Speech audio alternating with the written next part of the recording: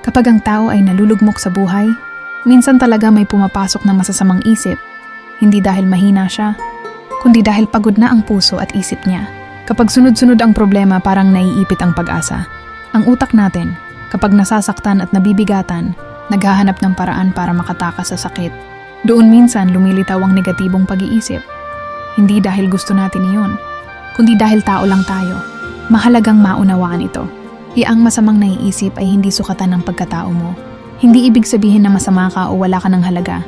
Sa ganitong kalagayan, dapat mahabag tayo sa sarili natin, hindi husgahan. Parang sugat iyan, kapag pinagalitan mo lalo lang sa sakit. Pero kapag inalagaan mo, unti-unti itong naghihilom. Paalala sa sarili, may dahilan kung bakit ka napagod, at valid iyon. Hindi permanente ang dilim. Kahit ngayon parang wala kang makita, hindi mo kailangang kayanin mag-isa. May mga taong handang makinig. Minsan, sapat na muna ang sabihin sa sarili, nasasaktan ako ngayon, pero karapat-dapat pa rin akong mahalin at alagaan. Kung dumadating ang mabibigat na isip, huminto sandali, huminga, at kumapit sa kahit maliit na liwanag, isang tao, isang panalangin, isang alaala na minsan ay nakaya mo rin.